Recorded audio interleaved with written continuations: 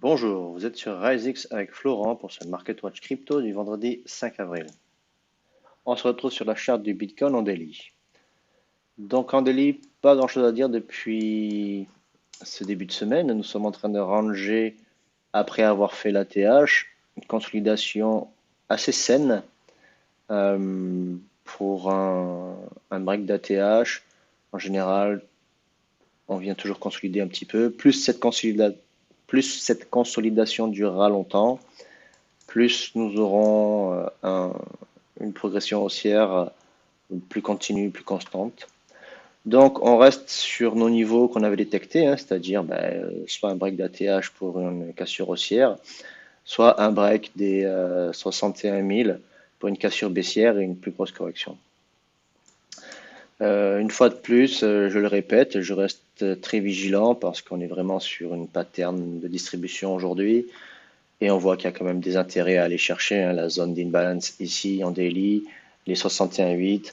Donc pour moi, une petite correction nous amènerait au 38,2, c'est-à-dire la zone des 60 à, on va dire, on peut aller jusqu'à 59, 58, 59. Mais pour moi, la zone attendue est vraiment on va dire, de 54 à, si ça peut aller plus bas, 50, 49 quoi. Une fois de plus, je reviens sur la pattern que je suis, que je vous ai montré à plusieurs reprises. Ça correspond donc à cette pattern qui est vraiment très jolie. Le halving serait là, on vient chercher cette imbalance, on consolide, on fait un petit peu peur au marché, et puis on repart. Donc, pas grand chose à dire de plus en daily. Bitcoin est relativement peu tradé. On voit que les fundings sont en dessous de 0 à 0,00, enfin de 0,01. Sachant que 0,01 c'est normalement la neutralité des fundings sur les contrats dérivés. Donc là on voit que Bitcoin est légèrement en dessous, il y a peu d'intérêt sur le marché. Si on regarde notre liquidation, on va prendre la liquidation map. Donc je refresh. Voilà, on a toujours notre liquidité en haut, qu'on pourrait garder très longtemps, parce que c'est logique qu'elle soit là pour après servir de puissance pour un gros short squeeze et un break haussier. Le cours a pas mal de place à travailler de manière neutre pour les traders, c'est-à-dire d'aller chercher les bornes et trader et ranger pendant un moment. On a un petit peu de liquidité en bas à aller chercher. On va se mettre en 3 mois. En 3 mois, comme je vous dis, comme je disais tout à l'heure, donc ça correspond à cette zone ici, la zone des 50 000. Si on vient voir la liquidité, bien, la liquidité on l'a ici. Voilà, si on vient taper ça, on va faire très très peur au marché, on va vraiment bien nettoyer. C'est-à-dire que tous les longs qui sont là en gain se feront stopper ou close ici. Donc on va rendre pas mal de gains. Le marché va rendre pas mal de gains aux traders. Ce qui serait une très bonne condition pour après partir sur le halving. À savoir qu'en général, pendant le timing du halving, au moment même du halving, le prix du Bitcoin arrive très souvent au niveau du prix de revient du nouveau halving. Et le prix de revient du nouveau halving, si je ne me trompe pas, il est entre 30 et 50 000 dollars.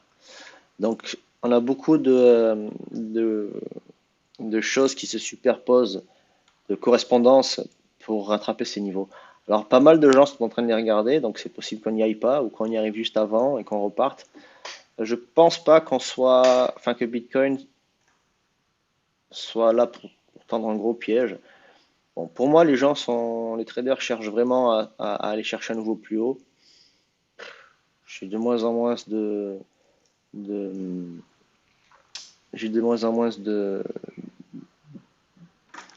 sentiment qu'on va aller les chercher, ces liquidités plus haut. Mais bon, c'est pas moi qui décide, c'est le marché. Donc là, je vais me mettre en H1 pour voir un peu les trades qu'on a. Donc là, on est clairement sur des ranges avec pas mal de volatilité. Ce range-là était tradable de manière fallait être réactif, hein. Voilà, on a breaké donc à la baisse, on est venu faire une petite conso ici, on a repris à la hausse. La pattern de Bitcoin n'est pas super, surtout aujourd'hui, hein. Là, il est en train de rebreaker. Il vient de reprendre la liquidité d'ici, donc de breaker tout ça, faire une mèche ici. Bon, si on vient, je vais zoomer un peu, voilà. Si on vient pas de suite reprendre cette imbalance pour aller chercher un plus haut, bon, pour moi là, on est en train d'aller chercher de nouveau ce bas de range. Et si on a de la faiblesse, donc ici, on va breaker plus bas et on va partir sur des prix un petit peu plus bas. Moi, j'ai une zone d'alerte à 64 500, qui est donc l'image basse ici, et j'ai une autre zone à 61, enfin la zone de 61, qui correspond à la prise de ces liquidités-là, qui est ce support ici, hein. Donc, on peut tirer des petits fibos dessus, enfin, si vous voulez. On va faire sur du court terme, par exemple. Voilà, une fois de plus, Fibo a toujours raison. Regardez, on est allé chercher les 38,2. Bam, réaction. Break des 38,2. 61,8. On s'est arrêté pile 61,8. Donc là, en fait, on est dans une zone de rechargement pour du court terme. Soit on cherche cette pattern-là, correction, et il faut qu'on aille chercher plus haut et celui-là. Et on va chercher cette liquidité ici, hein, et après on voit ce qui se passe. Soit on est allé chercher ça, on break ici, là on peut consolider un peu, et là dans ces cas-là, c'est direction 61 pour moi. Prochain arrêt, ça sera 61 000. Voilà, ça sera retracement de tout ce mouvement, quoi. Voilà.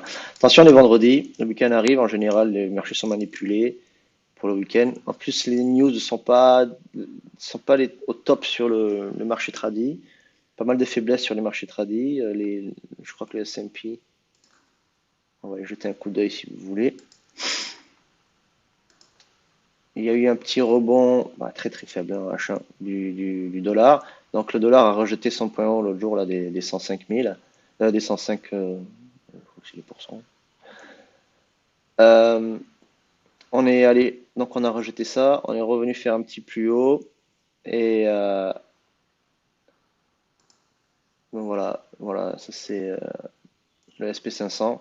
On a bien été rejeté. On voit qu'il y a pas mal de faiblesses. Le discours de Powell était un peu bâtard en disant je vais pas toucher au taux, ainsi de suite. Bon, on commence à mettre un peu de peur sur les marchés, à voir à quoi il faut s'attendre là.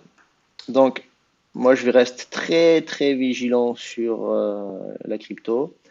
À savoir aussi, c'est qu'on a très peu de rebonds, enfin on a très peu de réactions sur les alts. ETH reste ultra faible.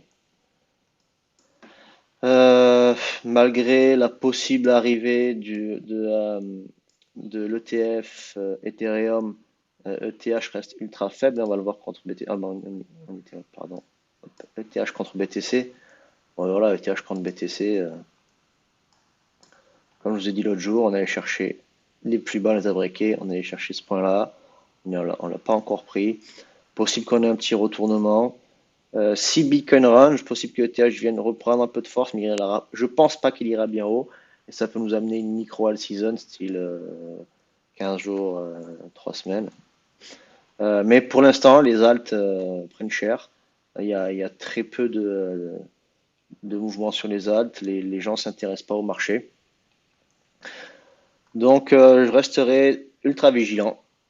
On peut faire un petit tour sur les datas. Ça, c'est Bitcoin.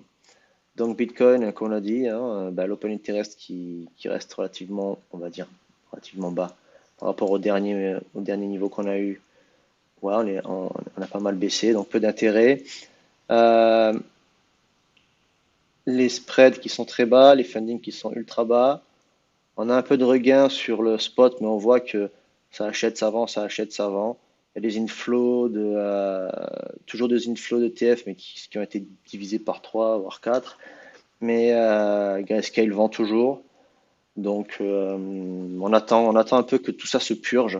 Pour moi, on est vraiment sur une période où il faut apprendre la patience. Le trading, c'est beaucoup de patience.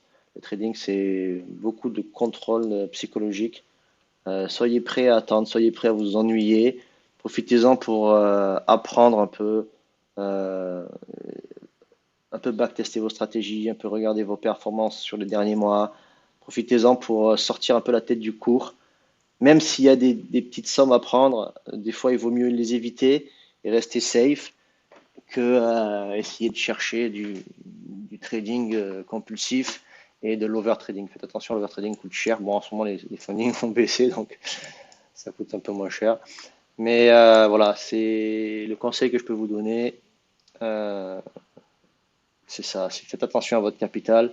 Profitez-en pour vous libérer un peu de temps, faire autre chose. Formez-vous, étudiez bien tranquillement des stratégies sympas. Allez vous faire, euh, allez vous faire driver par des gens qui ont de l'expérience, qui vont savoir vous dire la même chose, qui vont savoir vous dire de prendre du temps et prendre du recul sur le marché. Voilà pour Bitcoin et pour aujourd'hui. Donc, si vous avez apprécié la vidéo, ben, merci de liker et vous abonner surtout, n'hésitez pas. Vous pouvez suivre Isaac sur les réseaux, les liens sont en description. Be smart and stay safe.